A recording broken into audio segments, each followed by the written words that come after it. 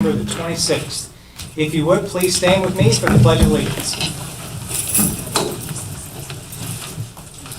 I pledge allegiance to the flag of the United States of America and to the republic for which it stands, one nation, under God, indivisible, with liberty and justice for all.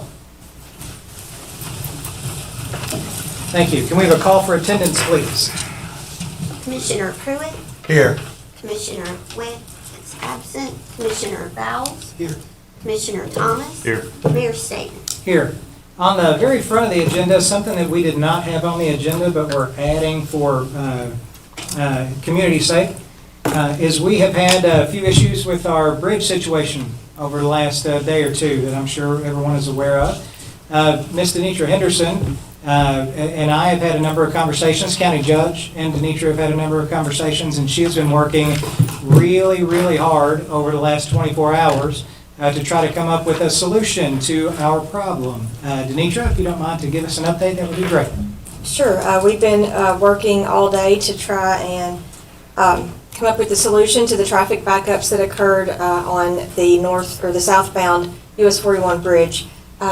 We did look at all of the options before we chose the one-lane configuration, and this was a situation where the traffic forecast and traffic models did not match the real-world issue that we had. So we were able to pull up one comment that we've seen repeatedly on social media is, why can't you put 3 lanes on the northbound bridge? There's a little issue with that. The northbound bridge is actually the more narrow of the 2 bridges, but we can still make it work. We pulled up the 2016 resurfacing plans for the resurfacing project, and so since that transition was already designed, we got to work this morning on ordering supplies so that we could start mobilizing to build that crossover in front of Ellis Park. We've ordered the signs, and so our plan is, once we do all of our necessary bud locates, what we need to do, tomorrow or the day after, you'll see KYTC crews out there to build a crossover so that we could restripe the northbound bridge to accommodate 3 lanes. And so what that will do is it will allow us to keep our 2 northbound lanes on the northbound bridge, and we can keep 2 southbound lanes, but one of those will be on the southbound bridge as it is now, and one will be on the northbound bridge coming the opposite direction. There is some kinks to work out. It's not something that we can mobilize very quickly, so that's it's taking us a few days. So we'll have to bear with this just a couple more days, and I can answer any questions about why we're doing this. I will say that the scheduling of our inspectors and why can't we do this at night, that was another question that we've received repeatedly. And this is the type of testing that they're doing is very critical, and we need daylight to be able to see so that we get good results. And so because of the timing and because of the traffic issues we have 6 inspectors, which is a lot. We usually have 1 or 2 when we inspect a bridge. So there'll be 6 inspectors out there from daylight to dark, 7 days a week. I know they weren't there yesterday, but yesterday was the day that we set up the traffic control and we mobilized their equipment. And then I did just leave the bridge, and they are there, and they are in the air inspecting the welds as we speak. So they will be there daylight to dark now until they're completed. Thank you for coming and addressing this. We all, I would imagine, have heard quite a bit and have been personally impacted in a lot of cases by the traffic snarls that are there. I wanted to say that KYTC, over the last few years, I've had a chance to get to know you and many of our representatives with KYTC much better. I had no idea personally exactly how much support that you all give to our community throughout the I-69 implementation process, throughout the process that we dealt with earlier on this year with our MPO. There are a number of things that aren't necessarily on the front of mind in our community, but are extremely important issues that you all help with and do a tremendous job for us. We live in an imperfect world, and Lord knows we've made decisions up here that haven't started out perfect, that we've had to adjust on the fly, and we appreciate very much your attention to this matter, your immediate attention to this matter, and coming up with a solution that we can have in place in less than a week that's going to make it a lot easier to get back into our community over the next several weeks. So for that, I really wanted to say thank you, and thank you for coming and meeting with us in person. You're welcome, and I do apologize for the delays. It's not a reasonable amount of time, the delays that were caused yesterday. So we will have to bear with those just a couple of more days. The inspection is to a point where we need to continue. So we have the lane closure set up. We'll continue while the KYTC crews are constructing that crossover. But soon we'll have a solution. All right, anybody else have any comments? Thank you for all you have. Do you have an estimated time how long it's going to take for them to finish? For the whole bridge, yes. Yeah. November 18th is our current completion date. Okay. We estimate, we don't have shop drawings on that bridge, so we don't know exactly how many welds there are. But the inspector just told me just a few minutes ago, we expect there may be 500 to 600 welds on that bridge that have to be inspected. And the paint has to be taken off, and then they do 2 different types of testing on it, and then they'll have to repaint those welds for protection. So it's a very intensive process, but it's very necessary because we need that bridge to stay safe so that we can keep it in operation. Yeah, in light of what's going on around the nation with bridges these days, I would say that just the fact that you all also have jumped on that for the safety of the bridge and the safety of our community should be commended as well. We have to make sure that our transportation is reliable and safe for our citizens. And we have done that scenario before, 2 going north and 1 coming back south on the same bridge. So, We have. It just, that time we had a little more time to construct that crossover in advance, but we'll be doing it now. Thankfully, we have the plans still, and we're able to construct that like we did last time. thank you. Thanks so much for Thank you coming. for Thank you. finding a solution. All right, thank you. All right, next up, if you are here to be recognized as part of our proclamation for domestic violence, if you would, please come up to the podium, and I will meet you down there as our clerk reads the proclamation. Declaring October 2023 Domestic Violence Awareness Month. Whereas the impact of domestic violence is wide-ranging, directly affecting individuals and society as a whole here in this community throughout the United States and the world. And whereas in Kentucky, 45% of women and 35% of men will experience physical, intimate partner violence and/or rape in their lifetimes. Our family, friends, and neighbors deserve better. And whereas racism, homophobia, transphobia, ageism, and discrimination based on physical ability, nationality, or other factors help to perpetrate domestic violence and make finding safety even more difficult for some victims. And whereas the need for safe housing continues to be rated as survivors' most urgent need. And whereas Henderson joins with others across Kentucky and the nation in supporting victims of domestic violence, as well as local programs, state coalitions, national organizations, and other agencies nationwide who are committed to increasing public awareness of domestic violence and sending a clear message to abusers that domestic violence is not tolerated in Henderson County. And whereas domestic violence impacts millions of people each year, but it can be prevented.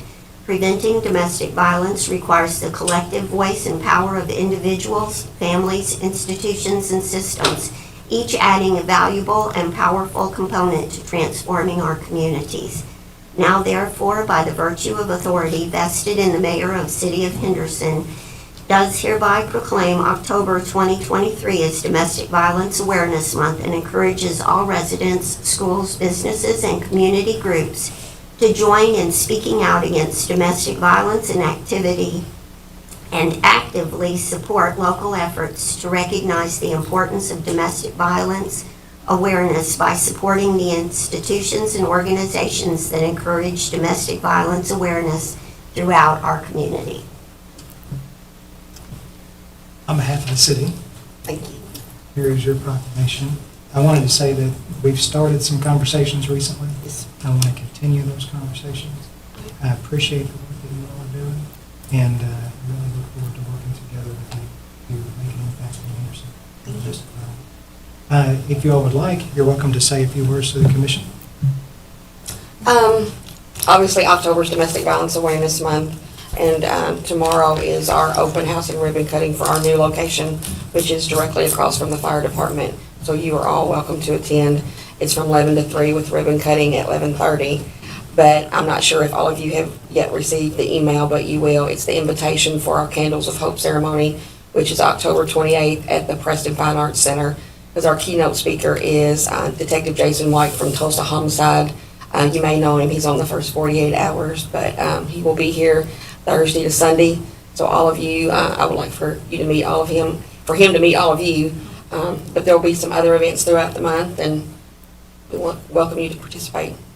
And I just want to say, in case you don't know who she's speaking about, it's a very big deal that this person is coming to our community. Yeah. And I didn't realize how big of a deal it was until I talked to our police chief the other day. Yeah.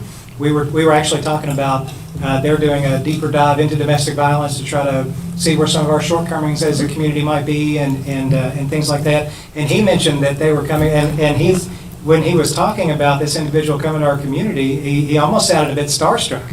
It was a big deal to him, and doing a little bit more research.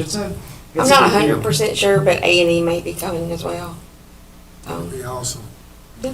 Gotcha. Good deal. Well, thank you Thank very you. much. Thank you for all you do. Yes, ma'am, please. I'm Linda Schreiner. I'm the Victims Advocate at the County Attorney's Office. I don't have any prepared remarks, but I just wanted to highlight what was said in the proclamation about the need for housing for survivors of domestic violence. It is a huge issue. They don't have anywhere to go if there's no contact orders, and they obviously need to be apart. Where are they going to go? Where are they going to live? We don't have a dedicated domestic violence shelter in Henderson. We don't have any options for them. And shelters in surrounding communities are full, and it's just a real problem. As you know, I'm sure that economic reasons are one of the big drivers of domestic violence, and one of the reasons why survivors stay with their abuser, because they just don't have anywhere else to go. They don't have the money to pay for it. So I would just welcome any conversations we can have in the future with the community, with y'all, about what solutions that Henderson can bring to this. And I just also want to commend Christy Randolph and the Chloe Randolph Organization for the fantastic work they're doing in our community. I couldn't do this without her, and she does so much for victims behind the scenes that most people have no idea, and I just think she deserves that recognition. Thank you. Before you leave, thank you for bringing that to our attention. Christy and Jay also brought it to our attention as well. I might recommend that if you haven't already, please do reach out to Sean McKinney, our police chief, because that is one of the focus areas that he's looking into right now, is where our community stands, what our deficiencies are, specifically as it relates to adequately and safely housing victims of domestic violence. Absolutely. And so our police department is looking into that right now and could certainly use all the help it could get. And so if you all have some input or questions or comments or suggestions, please do make that reach out to Sean McKinney, our police chief, and we can get you firmly ingrained in that conversation and see where we can take that in the future. Absolutely. And those conversations have already started, but they need to Great, continue. great, Mhm. great. Okay. Good deal. Thank you. Thank you. All right. Next up, Bill Latta. If you don't mind to come up, I have on my agenda Field and Main Insurance to present a dividend. Yeah. If you would, if you and your team I'm sorry I just had your name on my agenda, but it seems like you brought a whole slew of people. If you would, please introduce yourself and go through with your presentation. So this is our Field and Main group that we work with very closely, and we've worked with them for a very long time.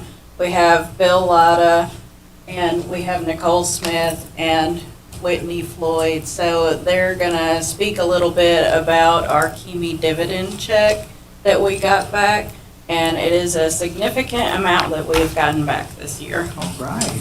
Thank you. So Whitney told me I could chime in, so what that meant is, shut up, Dad, let me.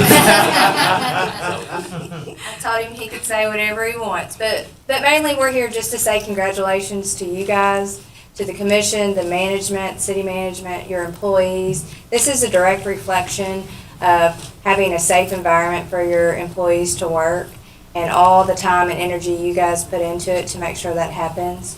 This dividend is based on the year 2020 of your policy year, and you had to have a 65% or less loss ratio in order to receive it, and still had to be a KIMI policy holder, which you are. But this is a check for $59,441.85. And we think it might be the largest that you've ever received from Kimi. So this is not the first. We hope it's not the last. But just want to say congratulations to you guys for continuing your safety. So I have a ceremonious type check. The real check, I think, is in the bank. If you guys want the paper. Thank you. And I think, Sam, are you going to say a few words? Oh, sorry. Maybe that's If it. it's Sam, it probably won't be a few words. Hey, come on up, Sam. I'm just going to elaborate a little bit. When Karen said that we've been with Kimi for a long time, since 2005. When we switched from our last carrier to Kimi, our price went down. I think it's been going downhill ever since we started. So I'm going to just give you a brief synopsis of that. This year, our premiums for this year should be $341,206. That's what is our projected premium. But because of our mod rate being 0.89, there's a discount.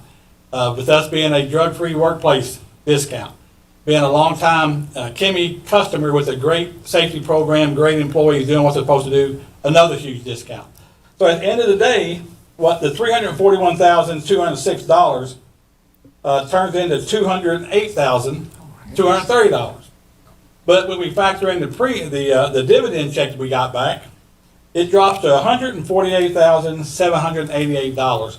So we're paying 43.61% of what our expected premium should be, based on all these discount factors. And that's all based with HR, safety, and every city employee doing what we're supposed to do to remain safe here at work.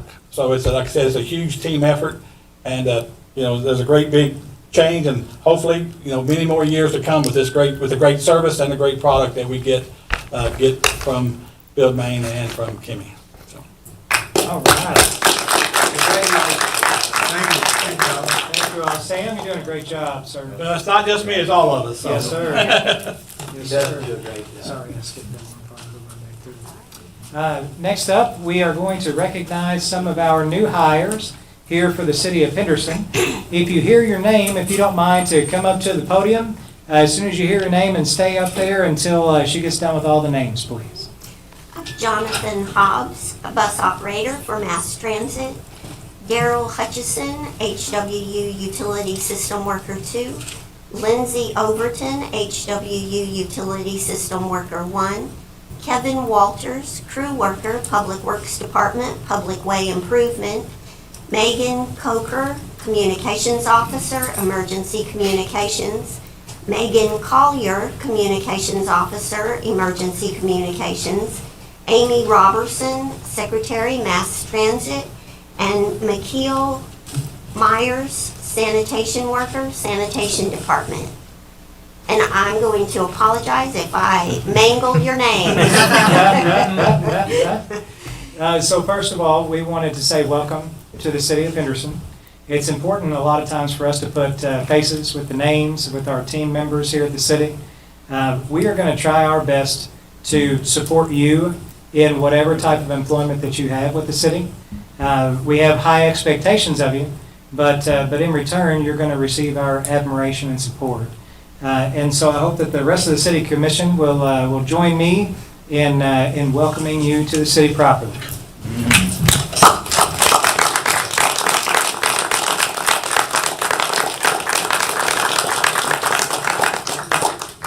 Do we have any official thing that we need to do? No. All right. Welcome aboard. Welcome aboard. Thank you. Yep. Thank you. And Amy, good to see you back. Good deal. Thank you Thank all you. very much. Thank you. Next up, we have Community Addiction Awareness Coordinator is going to discuss Narcan.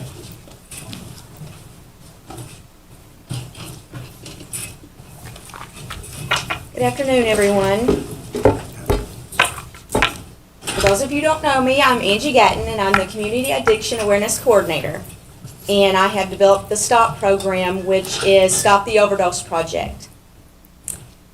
And it is to educate the community about opioid crisis, addiction, and harm reduction.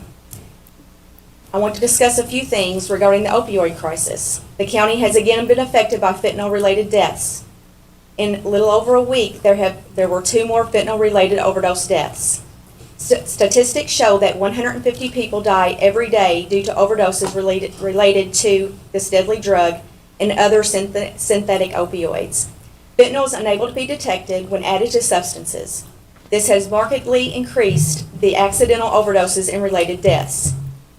In 2022, the U.S. had over 109,000 overdose deaths, and over 75% of those deaths were related to opioids. As a Community Addiction Awareness Coordinator, it is my responsibility to bring knowledge and education and awareness about this crisis. We have to find ways to combat it, and we have to erase some of the stigma that is related to substance misuse. One of the ways that we can do that is providing these in public locations. This is a Narcan kit. I purchased this in memory of Officer Jana Gatton for my church.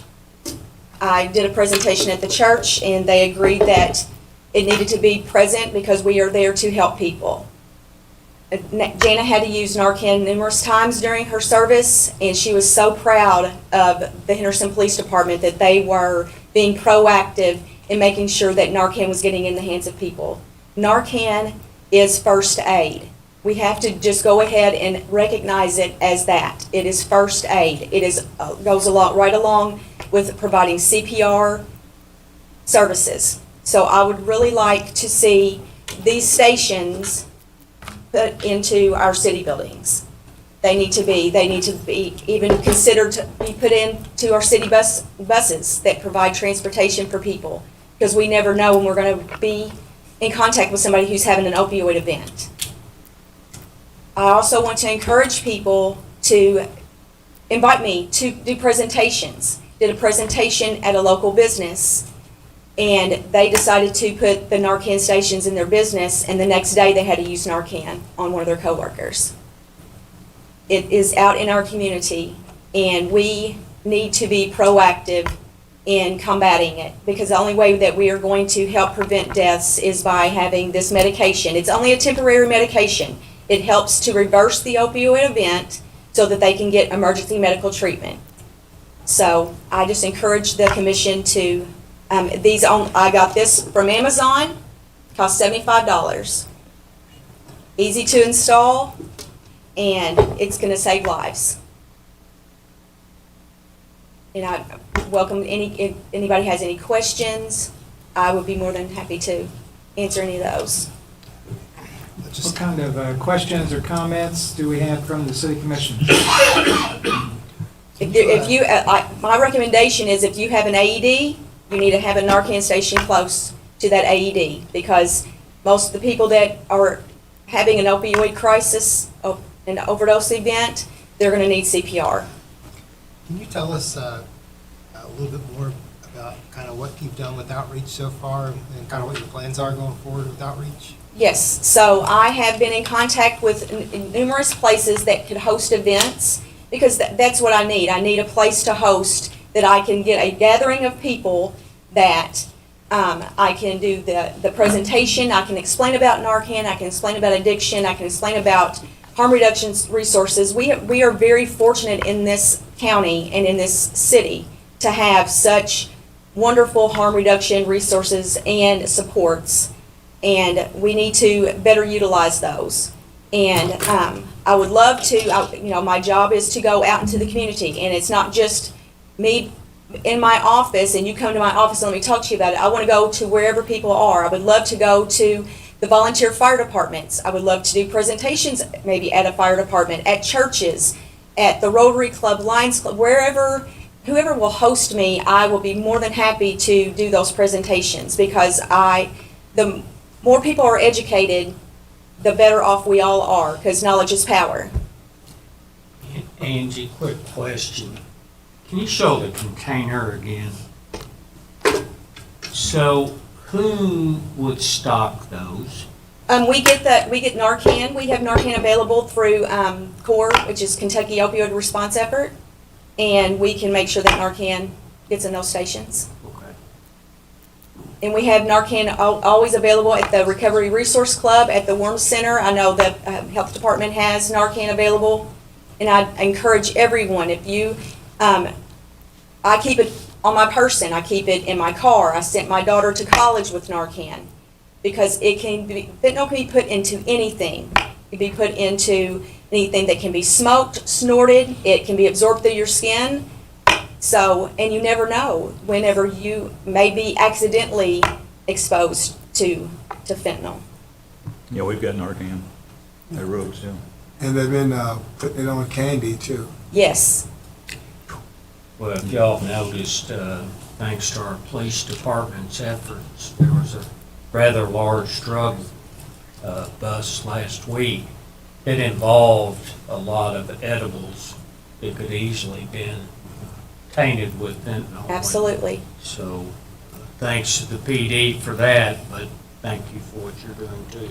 I think, especially at places like the Gathering Place and JFK and all our, kids' places, I think we should probably look at having something like that with Narcan at that place. Or any place that has nightlife. Yeah. Yeah. Yes. So I think she's making if I understand you correctly, I think she's making a request of us to see what we think about putting Narcan stations specifically in the municipal building, but then maybe eventually extending that out to other city-owned properties. Do you all have any comments on that specific request, or would somebody like to entertain making a motion to address her request? I think a city manager could get someone to get with her and see how many places we're gonna talk about putting on that. You said $75 for that? Yes. Off Amazon, and we have to know, like you said, who's gonna stock them. But you don't wanna have one up and just say, hey, it wasn't nothing in there. So we have to work out all that. But I think we should look at that. That's a good point, Commissioner. So if I'm hearing you correctly, I'll then make a motion. then are you so if I'm hearing you correctly, I think you want them to sort of put together a more formal Yeah. plan, bring it back to us, and then let us vote on it at the next meeting? Is that? I'd be is that more than correct? happy, I would be more than happy to meet with you guys and to discuss what we need to do to get these stations up. Now, let me say this, in a matter of time, I've always said it's of the essence. If you just give us the authority, we can implement. Okay. Yeah. And I think I'll make a motion that we give city manager the authority to get with the Narcan situation and see what all we need and work it out, get it done. now, I'd take it probably a step further, other than posting these in public places and stocking them. We also, I'm sure our police department carries them in their cars, our fire department, but probably would recommend that our sanitation trucks carry them, along with all our public vehicles. So the ask of you is, we may need more than what you realize. Because of the coverage of the city, we may need upwards of 100 of the kits, if that's not a problem for you. We can work on that, absolutely. That should not be a problem. So we have a motion on the floor, but before we have a second, What I added. well, no, we don't, I don't think we need to add it, but we just need to, actually, we have a motion on the floor. Do we have a second? Okay, so for added discussion, the city manager has indicated maybe upwards of $7,500 for 100 kits to go. no. Are they $75 a kit? Well, it's the box is $75. Okay. And what I probably would suggest, if y'all could say $1,000 to buy the box, Uh, and then Ms. Gadden can provide the kits to us to stock all the Gotcha, boxes. gotcha. Yes. And I don't think we need to know an exact dollar amount, so we're Right. just giving them an authority. Now, I just wanted to make sure that we had that in light. So the motion on the floor is to give the city manager authority to make decisions with our indication of interest to move forward with that on when and how and where to put Narcan in our city to best protect our city employees and staff and our public at large as well. And we have a second. Do we have any more discussion, questions, suggestions? One comment is, I will say that based upon her last presentation, our bus system, HART, has equipped all the buses with the Narcan, and training has been provided to them. So, That's fantastic. Being our safety person sitting in the back has raised his hand, and will volunteer to help. Yeah, Sam will Can help you give it. train everyone. Yeah. So, thank you. Any other questions or comments before we vote on the motion? Roll call, please. Commissioner Pruitt. Aye. Commissioner Witt. Aye. Commissioner Vowles. Aye. Commissioner Thomas. Aye. Mayor State. Aye. Thank you very much, Angie, for Thank you. coming today. We appreciate Appreciate it. everything Thank you you're so doing. much. All right, on to the next part of the agenda. We have we don't have a consent agenda today, do we? We have a second reading of an ordinance closing unimproved right-of-way. Ordinance number 22-23, ordinance closing public right-of-way running between 4th Street and 5th Street. An ordinance closing unimproved public right-of-way which is approximately 15 feet wide by 417.42 feet long, located in the city of Henderson and running between 4th Street and 5th Street. Do we have a motion to approve? So moved. Do we have a second? Second. Any comments, questions, suggestions? Roll call, please. Commissioner Pruitt. Aye. Commissioner Witt. Aye. Commissioner Vowles. Aye. Commissioner Thomas. Aye. Mayor State. Aye. Next up, we have a zoning ordinance amendment. Second reading. Ordinance number 23-23, ordinance amending Appendix A zoning. Ordinance amending Article 2 definitions, Section 2.01 definitions, and Article 21 Highway Commercial District, Section 21.03 conditional uses of Appendix A zoning of the Code of Ordinances of the City of Henderson to define and permit gaming facilities as a conditional use in the Highway Commercial District. Do we have a motion to approve, please? So moved. Do we have a second? Second. Do we have any comments or questions? Roll call, please. Commissioner Pruitt. Aye. Commissioner Witt. Aye. Commissioner Vowles. Aye. Commissioner Thomas. Aye. Mayor Staten. Aye. And the last second reading is for an ordinance accepting public utility. Ordinance number 24-23, ordinance accepting public improvements. Ordinance accepting public utility improvements, sanitary sewer, potable water, and stormwater system on property located in Canoe Creek Subdivision 2, Section 3 in the city of Henderson. Motion to approve? So moved. Do we have a second? Second. Any comments, suggestions, questions? Roll call, please. Commissioner Pruitt. Aye. Commissioner Witt. Aye. Commissioner Vowles. Aye. Commissioner Thomas. Aye. Mayor Staten. Aye. That's the end of our second readings, and before we get to the first readings, I forgot, and I'd be remiss if I did not mention, Donna Madden did a great job filling in for you while you were gone. But welcome back. Marie's been away from us for a few weeks, and you never know how much you miss somebody until they're gone for a few weeks. We have a first reading of an ordinance awarding telecommunications system franchise. Ordinance number 25-23, ordinance awarding non-exclusive telecommunications franchise. An ordinance awarding a non-exclusive franchise to Open Fiber Kentucky Company LLC, doing business as Excelicom for a term of 10 years for a telecommunications system within the confines of the city of Henderson, Kentucky, and authorizing the mayor to sign franchise agreement on behalf of the city. Motion to approve? So moved. Do we have a second? Second. Do we have any comments, questions, suggestions? Roll call, please. Commissioner Pruitt. Aye. Commissioner Witt.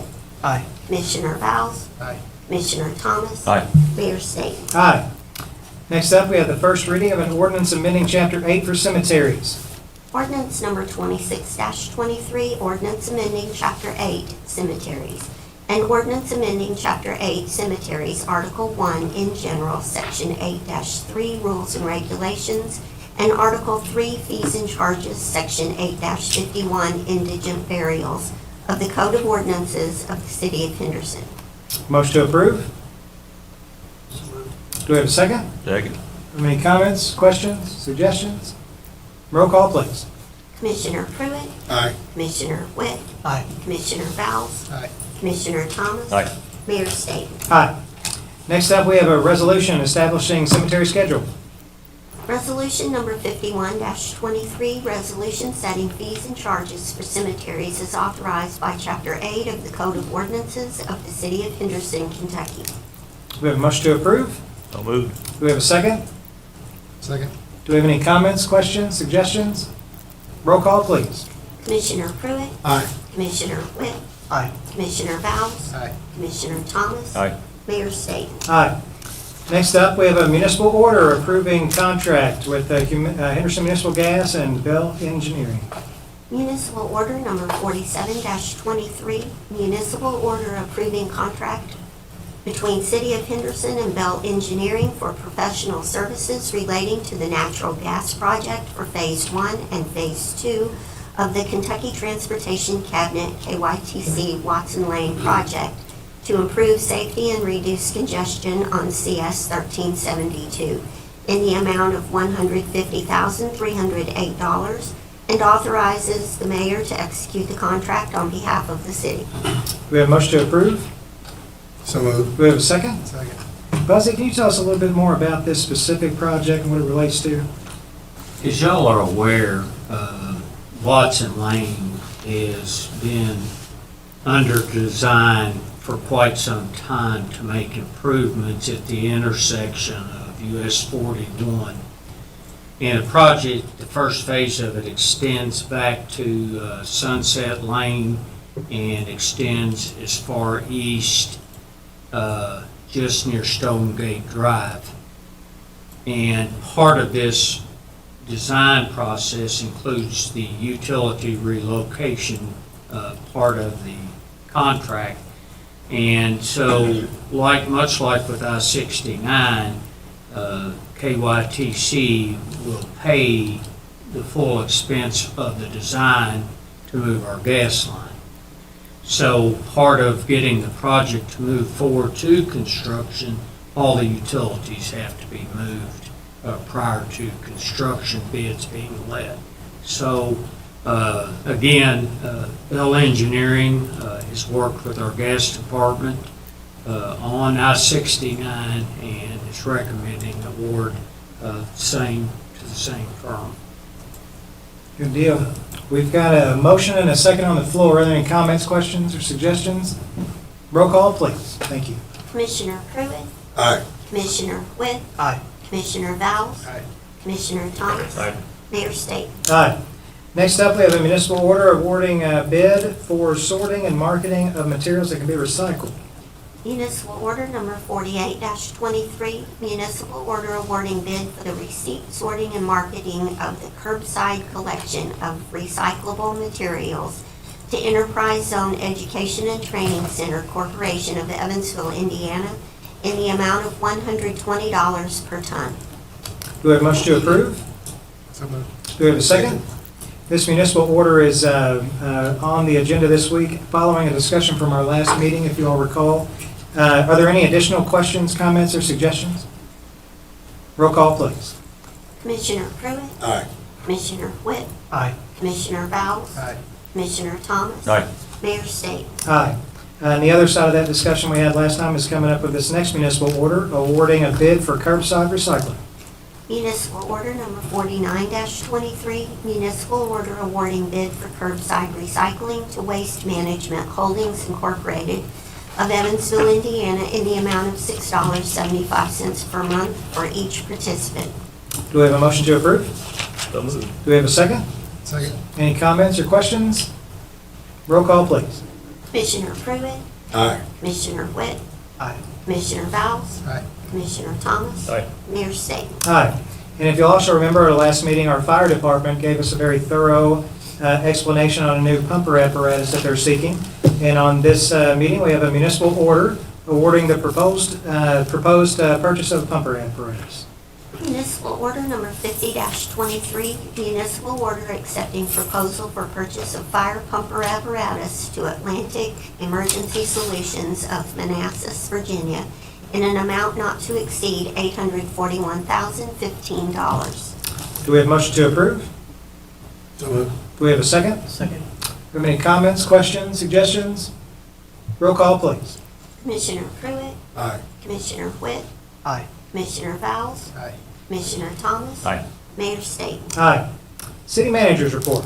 They have 3 items. I attended the Henderson Water Utility Board meeting last night, and one of the items on their agenda was passing of an ordinance and resolution authorizing the issuance of a $15.1 million revenue bond.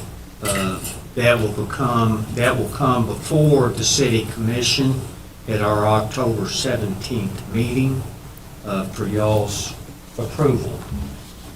The second item that they reported on was the next phase, or the current phase, of Country View stormwater drainage is substantially complete, which is a great thing. The next item for their Country View project, they have hired a engineering firm to design the last 3 sections of Country View. We anticipate the next bid package to go out sometime late winter of 2024. So the project's still on schedule, and we hear nothing but positive results from the work that's been done today. Deal. And then the last item, Dylan, if you don't mind coming before the Board of Commissioners, but Dylan has an additional update on some of the outstanding PRs that he has promised to bring forward, and what he's looking for today is a consensus to move to a change order status.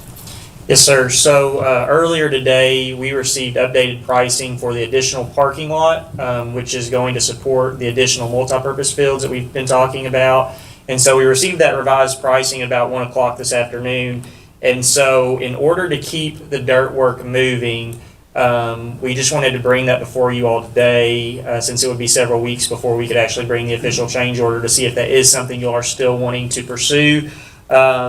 Right now, it's looking like, depending on a couple things, we may choose, and we'll have, final pricing at the next meeting, but we're looking at around $800,000 for the dirt work and the rock, and everything associated with that parking lot. And then the paving itself, which will be done under a separate contract, we'll utilize our annual paving contract for that. We're looking at about another $700,000. So we had been talking in the 1.45 range, and this is 1.5, so this is right tracking where we had talked about with all of our previous numbers. So really the big question for you all is if this is something you want to pursue, so we can go ahead and let our contractor know. The good thing is if we let them know now, it allows us to go ahead and get a jump start and save, really get the dirt work done this season, with us coming up on the winter soon. Before we open the floor for questions, Dylan? Yes. Do you mind to give the rest of the commission an update on how the conversation with the fiscal court went? Yes. So it went really well. I believe it was last week. We had a follow-up work session. So we met with them a couple weeks ago and presented kind of just our project, gave them an update, and told them where we stood budget-wise, and specifically asked them if they would be willing to participate with the lighting on the project. And so following that meeting, they had a work session where us and Hempel came before them, and we just had a more in-depth conversation, and really had a very positive reception. They did not vote on anything because it was a work session, but it seemed to me there was pretty widespread support for the county getting involved and potentially funding the entire lighting, which could be, upwards of $1 million. And so, like I said, nothing's finalized, but each one of the magistrates went through, kind of gave their opinion. And I'll say the judge did a very good job. He was very supportive of the project. He made a plea for the fiscal court to support it and said, this is one of those projects that may not directly impact the county and it may not bring us any financial gain, but it's a quality of life thing which improves our community, and this is one of those things that really could just improve our community, Henderson as a city and as a county as a whole. And so Buzzy was there as well. I don't know if he has anything further to add, but there seemed to be very strong support for it. And so basically where we left that off at is I have the plans that we're doing some finalizing to, some reviews, and we should get those out probably in the next month or so. And then once those are open, we're basically going to bring it to them, and at that point I think they would decide. I have to agree with Dylan. The questions that were asked were very thorough and very deep. into the project. And I think they were all very supportive of it. And I think they welcomed us back once we have the information that they've requested from that work session. Yeah, I'm glad you mentioned that because I forgot to say that. You know, and I just want to take this opportunity too to say that anytime we've had to work with the county, with very, very few exceptions over this year, if any exceptions actually, it's been a very positive experience. You know, they have been very good collaborative partners on behalf of our community, and that should be commended and mentioned. Now, to go back to Dylan's original question, it sounds like we budgeted around 1.45. It's coming in around 1.5. For all intents and purposes, it's very close to the budget, even though it is a $50,000 number, it's still tracking. Yeah, and I will say, there's a couple of things that are included in that number that weren't originally, that we may or may not decide to do when we actually bring the file. So I would say we're pretty much right on target with budget as far as that, because we even had some contingency built into the overall budget. So I would say we're pretty much tracking right at where we should be. Since you're looking for a consensus, I'm actually going to call the commissioners by name, and I'd like for, when I call your name, if you don't mind, to give what your thoughts are about proceeding forward with the paving contract. Commissioner Pruitt. Yeah, I think, like I said, it is right where we budgeted. It's coming in there. I think we should go with me. Commissioner Witt. Yeah, I support the addition of the additional multi-purpose fields, which I've voiced a couple of times, so it sounds like that's the only logical way to have the fields, is to also provide more parking for it, so yeah, I'm in favor of it. Commissioner Bowles. Yeah, I agree. Commissioner Thomas. You know where I stand. I'm in agreement. Oh. Let's do it right. And yes. Will that be just part of our regular paving contract, or is this, are you anticipating it to be in our paving contract that we currently have, or are you gonna? Yes, Okay. the current one. Yeah, that's the idea. We've been in conversations with, we have a parking lot paving price, and so we're able to utilize that. And I think so what I did, this is a side note, but we had an alternate in the original bid to pave, and I broke down the unit prices on that and found out that our current annual contract price was much cheaper than that. So we're actually saving, and asphalt prices, they fluctuate, but at least in that case, we were saving money by doing that, so. And for further clarification, when we talk about utilizing our current contract, we're talking about our contracted rates. Correct. We're not talking about removing any kind of pavement that we had previously scheduled and moving it to a different project, right? Correct, yeah, and we would ultimately have to get your all's approval to spend that money, the additional money on the paving. We would just use those rates. That's a good point. Well, for me to go, I asked the commissioners to go on record, I'll go on record too and say that I'm in favor of moving forward with it. I honestly believe now that that footprint is out there, I've been getting so much positive feedback from people in the community who are starting to see this thing come together and realize exactly how nice of a facility it's going to be for the community. So thank you for all of your hard work on it and continuing to move forward with the project. One last comment. I advised Dylan to be prepared at the October 17th meeting to bring the last PR before y'all to discuss what that entails, which is the 2 additional multi-purpose fields, and so we can bring that to conclusion and prepare the site for its final dirt work and seeding and landscaping that is needed to be done before the end of the year. Yes, sir. I'm glad you mentioned that. Good deal. Do you have anything else to add? No, sir. Thank you all. Thank you for the update. Thanks, Appreciate Dylan. it. Thank you. City Attorney's report. Dawn, I believe you've got something for us today? Thank you. Usually we do this at the first meeting of the month because of the timing of our next meeting being pushed back. I've left each one of you a legal memorandum on a proposed zoning ordinance change that we would like to take to the planning commission for a public hearing. And that is new definitions for towing services and towing recovery yard, and placing them as a conditional use in light industrial, in one light industrial, or a permitted use in M2, which are heavy industrial. And if you all are in agreement with that, if I can get a motion, we can send that on to Brian and Jim for planning and get that on the November meeting for a public. Do we have a motion to send that down to the Planning Commission for further review? So moved. We have a motion, we have a second. Motion Commissioner Thomas, second Commissioner Pruitt. Any comments, suggestions, questions? Roll call, please. Commissioner Pruitt, Aye. Commissioner Whitt, Aye. Commissioner Bowles, Aye. Commissioner Thomas. Aye. Mayor Staten. Aye. Have some board appointments for today. We've got 4 of them. Is it okay from a rule standpoint if I do 2 at a time since on the same board? Is that all right? Okay, thank you. For our Parks and Recreations Commission, reached out to Trace and had a conversation about the 2 board members who were up for renewal. Their current term expires September of this year. It's a 4-year term.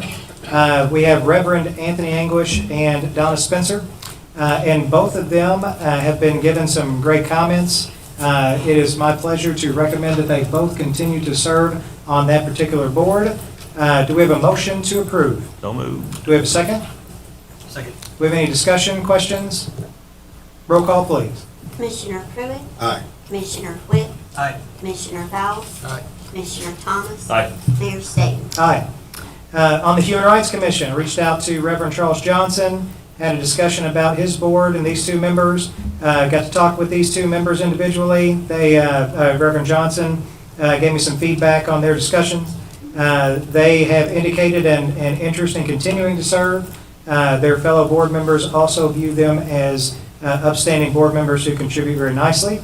So it is my pleasure to recommend Dr. Michelle Chappelle and Ginger Stovall to renew their terms that have expired or that are expiring in September for a new 3-year term on the Human Rights Commission. Do we have a motion to approve, please? Do we have a second? Second. Do we have any comments, questions, suggestions? Roll call, please. Commissioner Pruitt, Aye. Commissioner Whitt, Aye. Commissioner Bowles, Commissioner Thomas. Aye. Mayor Staten. Aye. Commissioners report. Commissioner Pruitt, do we have anything today? I just want to let everybody know I'm so grateful we were selected as Community of the Year. That's a great award, and a whole lot of people sharing that award. And us up here, people that head up departments and all our city employees and even our citizens we've done a great job. I'm glad somebody recognized it. I've been working hard for that for a long time. I wanted the #1 city in the whole You just need United the rest of States. it. At least I take that community. That was awesome. It was indeed an honor. You are correct. Commissioner Witt, Nothing today. Commissioner Bowles, Nothing today. Commissioner Thomas. Nothing today. I have 2 quick things. One is you've heard the October 17th date mentioned a few times. So we are not having a regularly scheduled first meeting in October because that falls on fall break. So on October 17th, I would like for all of you to be prepared for a rather lengthy meeting. We have a special called meeting in which we'll have to address a number of issues. We also have a work session. The work session may include a couple of items. Of note, we are going to have a discussion about homelessness in our community on October 17th. We will be joined by the Homeless Coalition. That is probably going to be a pretty lengthy discussion, and we will probably have some members of our community joining us for that discussion. And so I just wanted to make sure that that's on your radar. Outside of that, we have one other unscheduled meeting in October, and that's going to be the night of October the 24th. We have a regularly scheduled meeting that day, but on the October 24th date at 6 o'clock at Jefferson School will be the official final report out from this year's Inner City Improvement Plan committees. I do want to thank Holly Blanford for all the work that she's been putting in on coordinating that specific night and also getting the word out. She is attacking this from a number of different places. She's printed out, I think, 4,000 door hangers, and we're going to get a team of people to go distribute those in the inner city.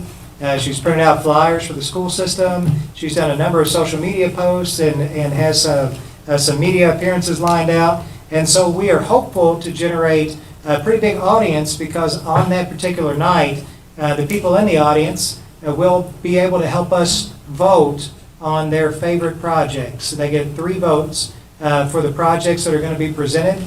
And we've had about 60 to 70 people that have been working all year long on these projects. And so I'm pretty excited about that night. I think some of them are going to be, we can't solve all the world's problems in one day. And so I'm sure you're going to come away from that meeting thinking of a gazillion things we didn't cover. But of the things that we are going to be able to present and cover, I think a lot of them are going to be very impactful.